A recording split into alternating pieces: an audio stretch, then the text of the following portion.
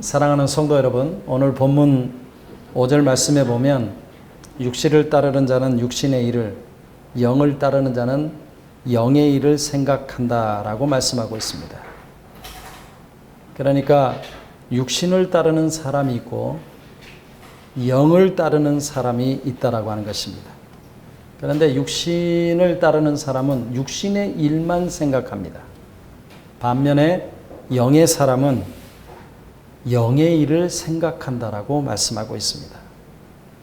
그런데 그 결과는 극명하게 달라져요. 육신의 생각은 사망에 이른다라고 말씀하고 있고 육신대로 살면 죽는다라고 말씀하고 있습니다. 세상에서 살고 있지만 육신으로 사는 것은 영적으로 죽음의 삶을 살고 있는 것을 우리들에게 말씀하는 겁니다. 여러분, 사람은 다 육신을 입고 있지 않습니까? 그리고 사람은 육신의 지배를 받고 있잖아요. 그래서 육신의 일을, 육신의 생각을 할 수밖에 없는 것이 인간의 속성 아닙니까? 여러분, 이 지구상에 살고 있는 사람 중에 육신을 입고 있지 않는 사람이 어디에 있습니까? 육신을 입고 있는 사람은 당연히 육신의 생각을 할 수밖에 없습니다. 그런데 여러분, 로마 교회 성도들은 육신의 생각을 버리고 사망의 생각을 버리고 하나님의 영의 생각과 하나님의 영에 어떻게 거할 수 있었습니까? 혹시 로마 교회 성도들은 제정신이 아닌 것 아니에요? 신선처럼 살았던 거 아닙니까? 육신과 상관없이? 무엇이 로마 교회 성도들로 하여금 육신의 생각을 버리고 사망의 생각을 버리고 하나님의 영이 거하는 하나님의 사람으로 살아갈 수 있었습니까? 예수사랑교회 성도 여러분, 참 우리는 예수 그리스도를 믿고 나서 예수님을 나의 구세주로 영접한 이후에 우리에게 한 가지 소망이 있다면 예수님으로 충만한 삶을 살기를 원하는 것 아니겠습니까? 세상의 생각이 아니라 어떤 인간적인 생각이 아니라 하나님의 영에 사로잡혀서 우리는 24시간 살기를 원하지 않습니까? 그러니까 하나님의 영에 민감하며 하나님의 영에 충분히 거하며 살기를 원하시는 것이 우리의 소원입니다. 그런데 여러분, 우리는 육신을 입고 있기 때문에 이 육신에 대한 시험이 오고 육신에 대한 고통이 옵니다. 그런데 하나님의 영으로 살지 않는 사람은 이 육신의 일 때문에 아주 귀찮아하고 그리고 육신의 생각대로 내 멋대로 생각하고 내 멋대로 행동을 하게 됩니다. 우리는 육신을 입고 있기 때문에 영의 생각이 아니라 육신이 주는 감정대로 살아가는 사람들 아닙니까? 하나님의 영으로 사는 것이 아니라 육신의 감정에 이끌려서 삽니다. 그러니까 내 육신의 감정의 판단대로 움직이니까 하나님이 왕이 아니라 내가 왕이 되는 거예요. 내가 판단의 주체자가 되는 겁니다. 하나님이 선악을 구분해야 되는데 내가 옳고 그름을 판단하고 이건 안 돼, 이건 돼. 그리고 선과 악을 구분하는 왕이 됩니다. 여러분, 이런 사람은요, 하나님이 주인이 아니라 자신이 주인이고 자신이 왕입니다. 하나님이 거하고 싶어도 이런 사람에게는 하나님이 거하질 않아요. 이런 사람에게는 하나님이 역사하고 싶어도 하나님의 영이 역사하지 않습니다. 하나님의 생각이 아니라 육신의 생각으로 살기 때문입니다. 이런 영적인 상태가 왔을 때 우리 가운데 한 번 정도가 아니고 자주 이런 영적인 상태가 오지 않습니까? 이런 영적인 상태가 왔을 때 우리는 어떻게 해야 되겠습니까? 하나님의 영의 생각으로 충만하기 위해서는 우리는 어떻게 해야 되겠어요? 오늘 하나님의 감동으로 된 성경, 예수님의 계시의 말씀을 통하여서 예수님의 세미한 음성을 듣게 되는 귀한 시간이 되어지기를 바랍니다. 아멘. 바랍니다. 아멘. 여러분, 사람들에게요, 왜 밥을 먹느냐라고 물어보면 살려고 먹는다 그래요. 그 말이 맞죠? 우리는 살기 위해서 먹지만, 그러나 육신에 사는 사람은 살기 위해 먹지만 결국은 어때요? 죽을 수밖에 없어요. 그러니까 결국은 죽게 되니까 어떻게 보면 살기 위해서 먹는 게 아니라 죽기 위해서 먹는 것 같아. 그런데 여러분, 이 죽음 이후에는 무엇이 우리를 기다리고 있습니까? 예수님을 믿지 않으면 지옥 형벌이 기다리고 있습니다. 그래서 육신의 생각은 사망이요, 오늘 성경에 보니까 하나님과 원수가 된다라고 말씀하고 있습니다. 이 하나님과 원수된 자들은 하나님을 기쁘시게 할래야 할 수 없다라고 선언을 합니다. 그러므로 하나님의 영으로 변화되어야 될 줄로 믿습니다. 하나님의 영으로 변화되어야 하나님의 영으로 우리의 죽은 행실을 죽여야 되고 육의 일들을 떠나야 됩니다. 그리고 육의 일들을 끊어야 됩니다. 그리고 영의 사람으로 변화되어야 됩니다. 여러분, 어떻게 변화되어야 됩니까? 그러니까 믿음의 사람은 변화가 되어야 되는데 어떻게 변화가 되어야 되는 거예요? 육신에서 벗어나 영의 사람으로 변화되어야 될 줄로 믿습니다. 그렇지 않으면 평생 육신에 매여서 살아갈 수밖에 없습니다. 평생 육신의 생각에 매여 살게 되면 이렇게 돼요. 본문 7절을 한번 보십시오. 육신의 생각은 하나님과 원수가 되나니 이는 하나님의 법에 굴복하지 않을 뿐 아니라 할 수도 없음이니라 라고 말씀합니다. 무엇을 말씀하고 있습니까? 육신의 것에 붙들리면 하나님과 원수가 되는데 더욱 무서운 것은 하나님의 법에, 하나님의 말씀에 굴복하지 않을 뿐만 아니라 할 수도 없다라고 말씀하고 있어요. 그래서 거기서 빠져 나올래야 나올 수가 없습니다. 아예 거기서 빠져나오려고 생각조차 안 합니다. 이것이 무서운 저주입니다. 여러분, 병 중에서 제일 무서운 병이 무엇인지 아세요? 무감각의 병이에요. 여러분, 왜 암이 무섭습니까? 암이 무서운 것은 병이 진행되고 있음에도 불구하고 모르는 것이 아니겠어요? 언제 알게 됩니까? 죽게 된다는 것을 알게 될 때 내가 치명적인 암에 걸렸구나. 그때는 이미 늦은 것 아닙니까? 우리도 마찬가지입니다. 우리가 잘못된 길을 가는데도 그것이 잘못인 줄 모르는입니다. 이것이 무감각이고 영적인 무감각입니다. 그러니 잘못되었다고 깨달으면 이미 늦은 것 아니겠어요? 예수사랑교회 성도 여러분, 주님은 믿는 모든 사람들이 변해서 하나님의 영을 따르기를 원하십니다. 여러분, 본문 5절을 다시 한번 보십시오. 우리 다 같이 한번 읽어볼까요? 자, 시작. 육신을 따르는 자는 육신의 일을, 영을 따르는 자는 영의 일을 생각합니다. 그러니까 육신을 따르는 것과 영을 따르는 것의 핵심이 뭐라고 얘기해요 지금? 생각이라고 우리들에게 말씀하고 있습니다. 여러분, 우리가 행동하기 전에 늘 무엇이 선행이 돼요? 생각이 선행이 되죠. 여러분, 가룟 유다가 예수님을 팔 생각을 할 때 사단이 어떻게 했다라고 얘기해요? 가룟 유다의 생각에 예수님을 팔 생각을 집어넣었다라고 말씀하고 있습니다. 그러니까 모든 것의 출발점은 어디입니까? 생각입니다. 성삼위 하나님의 생각이 있었기 때문에 창조에 대한 계획과 창조에 대한 비전과 창조에 대한 경륜이 있었기 때문에 창조 세계가 열린 것 아니겠어요? 그렇다면 우리가 진정한 변화를 원한다면 어떤 것이 변화되어야 될까요? 생각이 변화되어야 된다는 거예요. 생각이 변화될 때 내면이 변화됩니다. 그리고 중심이 바뀌어야 된다는 거예요. 육체적으로는 아무리 바꿔도 소용이 없어요. 마음의 중심이 바뀌는 영적인 혁명이 일어나야 됩니다. 사랑하는 성도 여러분, 오늘 본문에 나타난 하나님의 마음이 뭡니까?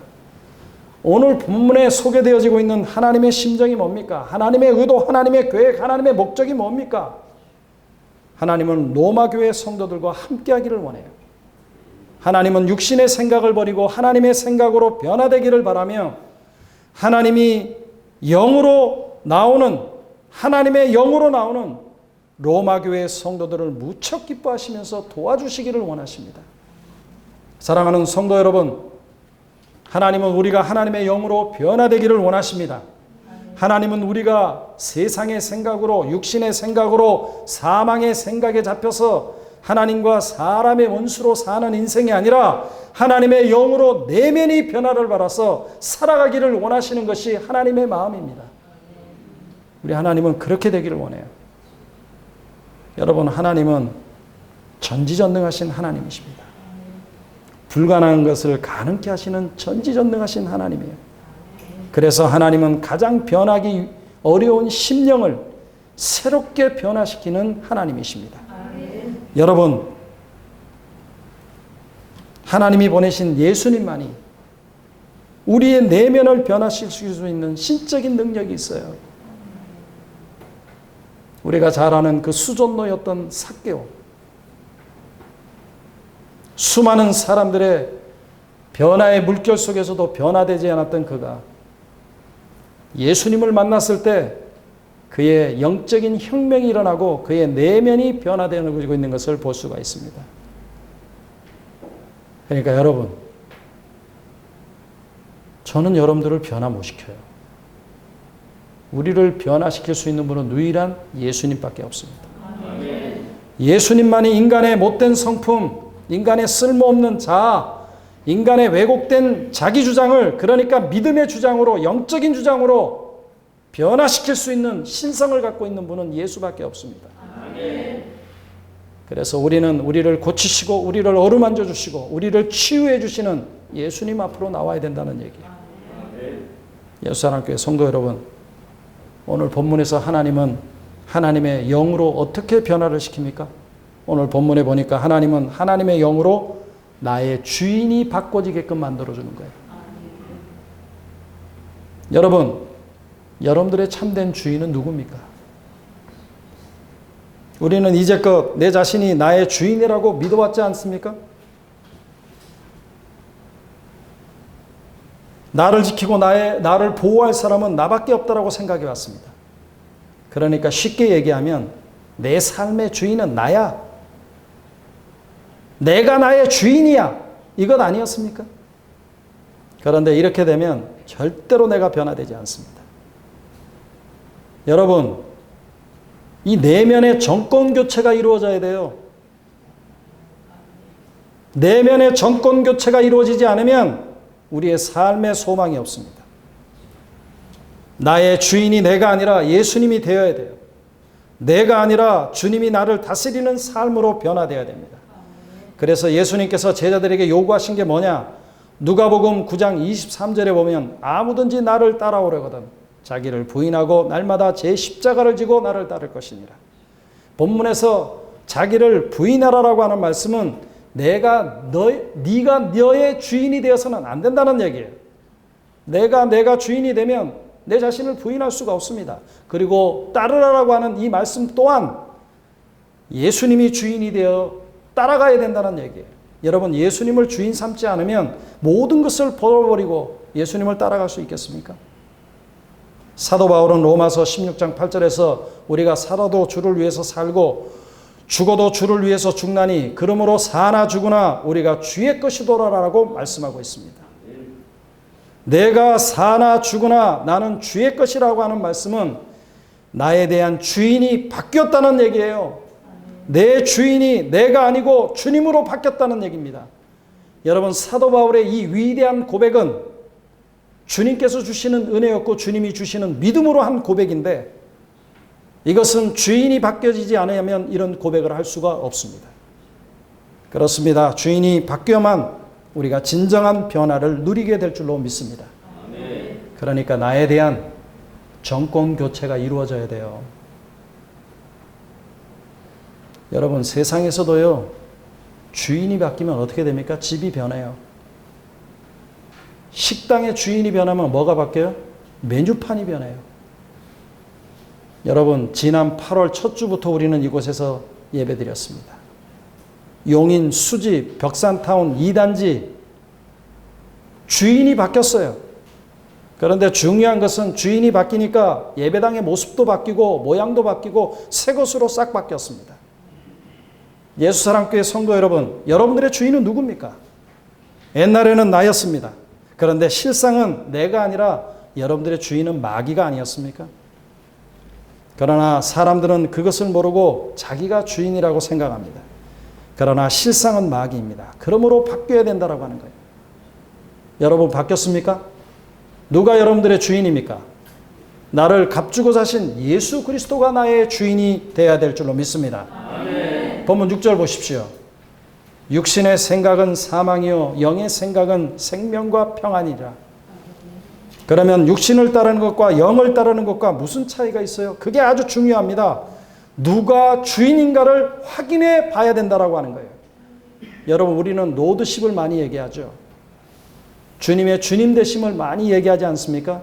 그런데 이 로드십이 변하지 않는 게 어디에 있어요? 늘 육신의 생각에 머물러 있기 때문입니다. 여러분들 가만히 한번 생각해 보십시오. 내가 힘들어하는 것이 무엇입니까? 내가 견디기 어려운 문제가 뭡니까? 내 뜻대로 안 되기 때문이 아닙니까? 찬양할 때는 주님 뜻대로 살기로 했네. 주님 뜻대로 살기로 했네. 그렇게 찬양합니다만 현실에서는 내 뜻대로 이루어지지 않으면 속상하고 힘들어하는 것이 인간의 속성 아닙니까? 그것은 주인이 나이기 때문입니다. 여러분 내 뜻대로 안 된다고 염려하지 마십시오. 주님 뜻대로 되면 되는 겁니다. 그리고 감사하고 기뻐할 수밖에 없습니다. 여러분 하나님은 하나님의 영으로 나의 사랑의 대상이 바뀌게끔 만들어 주십니다. 사람은 자신이 좋아하는 일을 하게 되면 어때요? 피곤하질 않아. 제가 이번에 이사 과정에서요. 양쪽 손목이 거의 다 나갔습니다. 참 무거운 거 드는 게 고통스러울 정도예요. 그래서 제가 그 일본에서 신혼여행 갔다가 오신 분이 저에게 선물을 해줬는데 한 2년 동안 잃어버렸다가 이번에 이 정리하면서 내가 그걸 찾았어요. 그래서 제가 여기 그 동전 파스를 붙이고 양쪽에 붙이고 있는데 그게 아주 유용하게 사용이 되어져요. 근데요, 몸은 엄청나게 피곤해요. 근데 예배를 사모하는 우리 권사님들이 계셔서 수요일 날, 금요일 날 예전 같으면 그거 뒤로 미루고 그냥 공사하고 모든 일을 진행했을 거야. 근데 이번에는 그 피곤함에도 불구하고 예배를 사모하는 권사님들이 있는데 내가 어떻게 장로님이 계신데 어떻게 그거 예배를 마다할 수 있겠어요? 예배를 계속하면서 했습니다. 그런데 저녁에 누우면 팔이 시끈시끈한데 일할 때는 굉장히 기뻐요. 왜? 새로운 예배당에서 몰려올 하나님의 사람들을 생각하고 여러분들이 이번 주일날 와서는 교회가 어떻게 변화됐을까? 그리고 여러분들의 손때 묻은 그 청소의 손길을 통하여서 막 이렇게 일하는 모습을 보니까 순간 제가 모든 피곤을 잃어버리고 주님이 굉장히 기뻐하시는 그 모습을 제가 보는 거예요. 저도 인간이에요. 여러분 골프를 좋아하는 사람 생각해 보십시오. 밤새도록 쳐도 지치질 않아. 등산을 좋아하는 사람 보십시오. 저는 잘 이해하지 못하겠는데 누가 올라가라고 하지 않았는데도 정상에 올라가서 야호하지 않습니까? 그 맛은 올라간 사람만 안다 그래요. 왜들 그렇게 좋아합니까? 할 만한 가치가 있어서 하는 것 아니겠어요? 그 일을 통해서 성취감 때문에 피곤하지 않는 것입니다. 주님은 우리에게 사랑의 대상을 바꾸라고 얘기해요. 요한일서 2장 15절에 보면 이 세상이나 세상에 있는 것들을 사랑하지 말라. 누구든지 세상을 사랑하면 아버지의 사랑이 그 안에 있지 아니하리라고 분명하게 말씀하고 있습니다. 세상을 사랑하면서 어떻게 하나님을 사랑할 수 있겠습니까? 양쪽에 다 걸치고 사랑할 수 없는 것 아니에요? 양자택일해야 됩니다. 빛과 어둠의 중간지대는 없어요. 빛을 택하든지 어둠을 택하든지 해야 됩니다.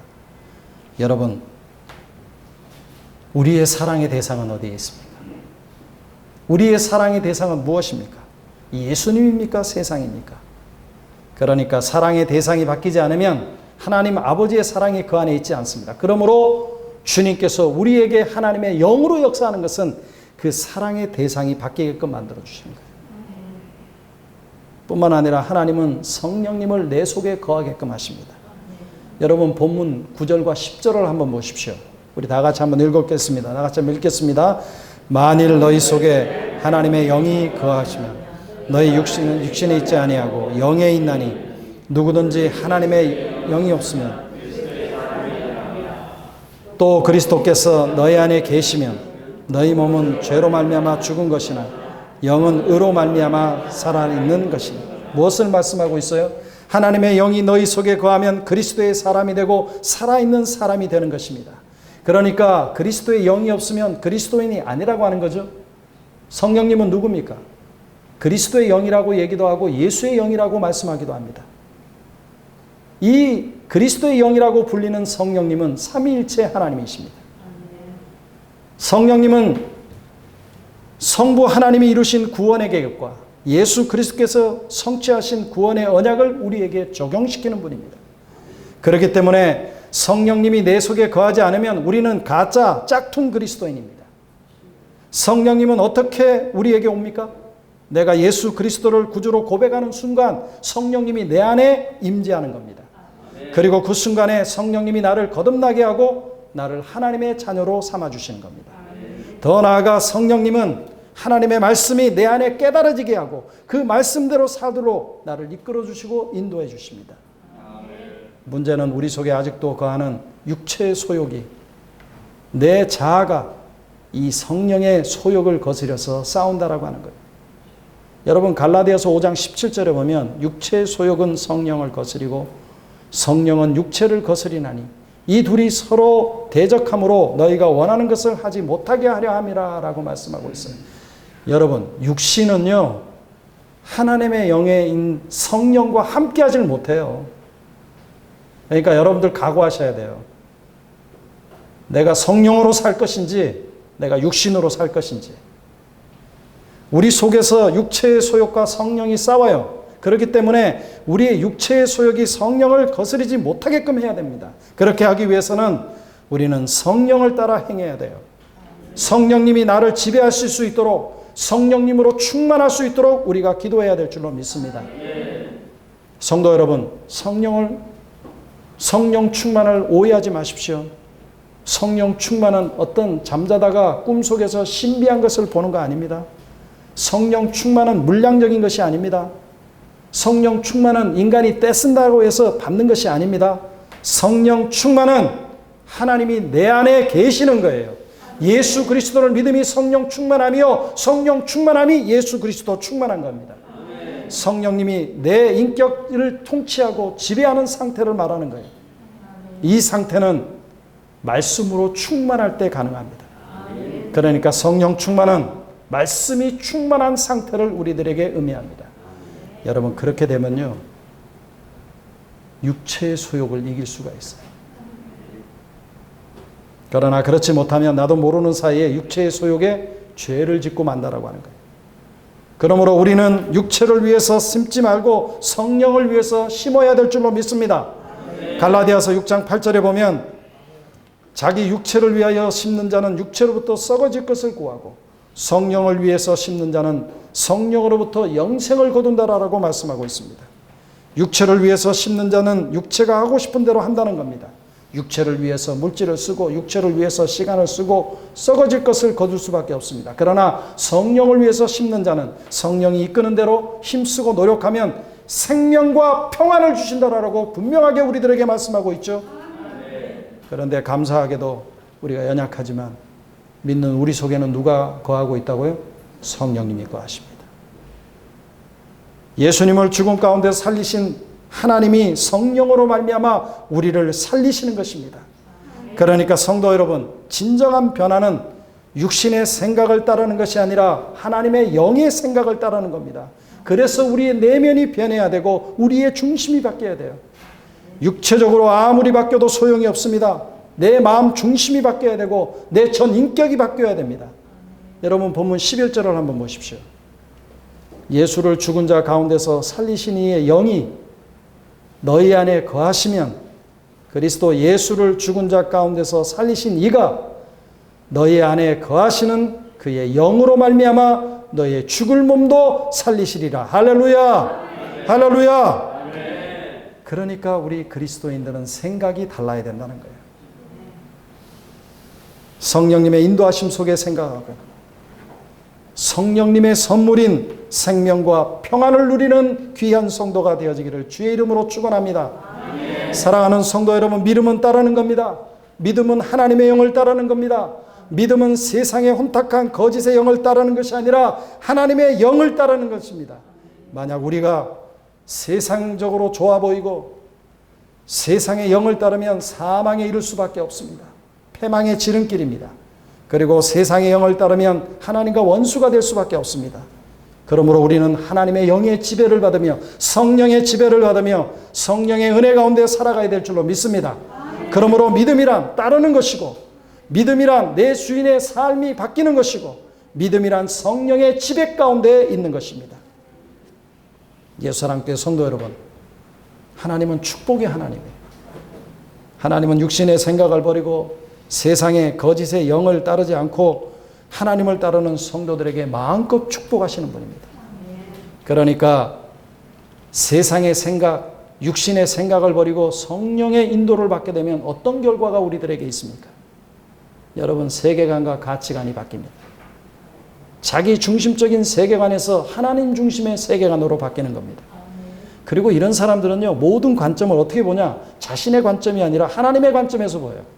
그러니까 믿음의 관점에서 본다라고 하는 거예요. 믿음의 프리즘을 통하여서 모든 것을 보는 거예요.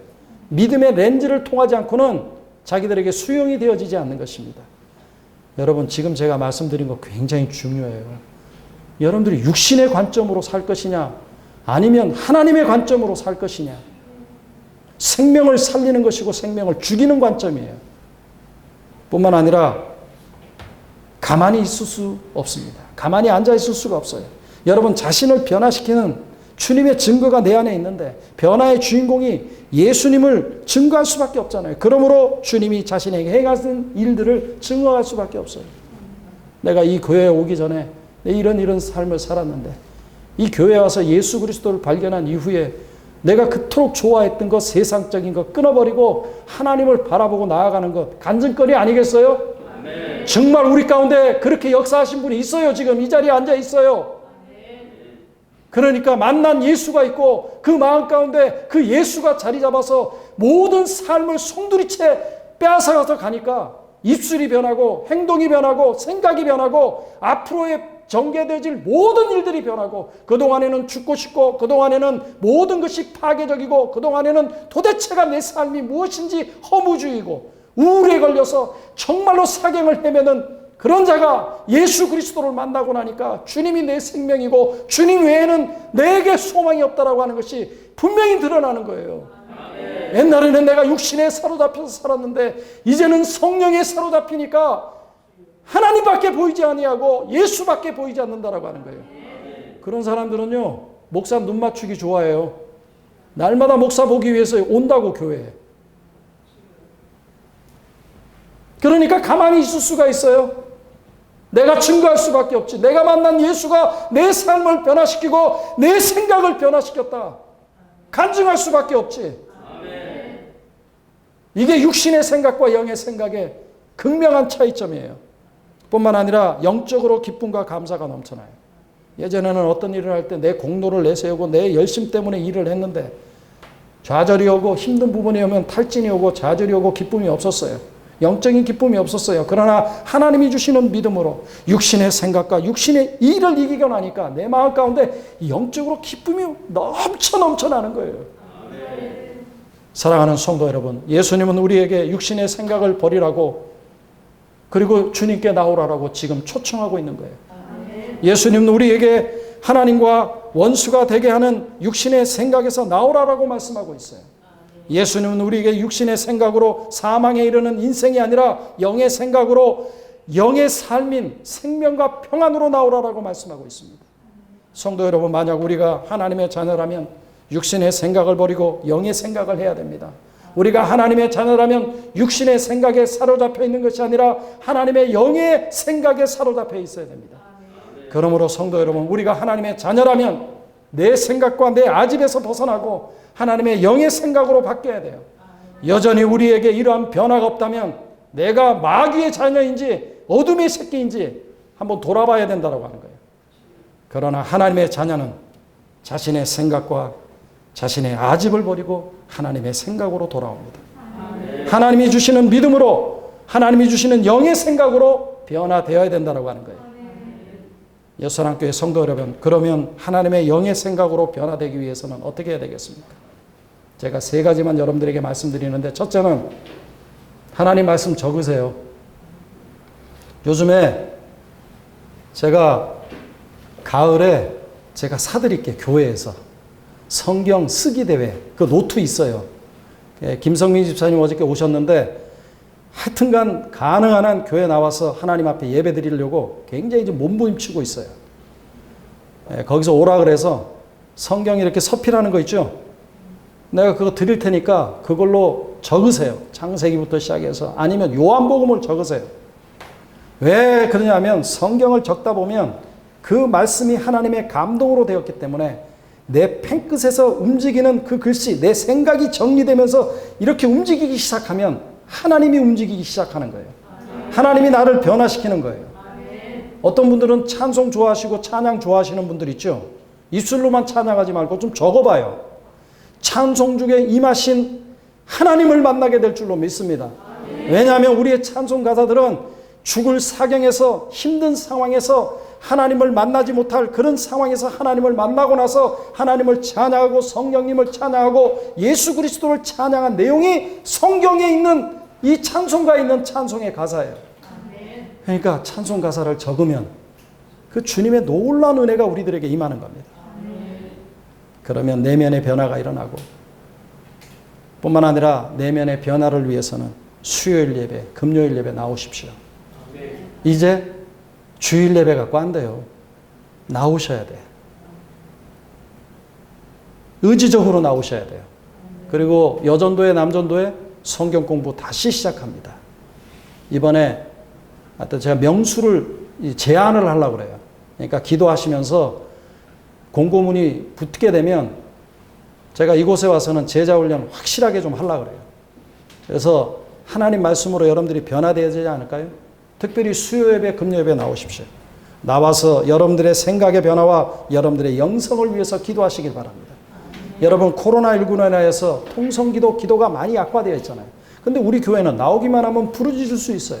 나와서 기도하면 하나님의 영으로 충만하게 되고 하나님의 영의 생각으로 가득하게 될 줄로 믿습니다. 바라기는 여러분들이 그러한 믿음의 사람들이 되어지기를 주의 이름으로 축원합니다. 축원합니다. 기도하시겠습니다.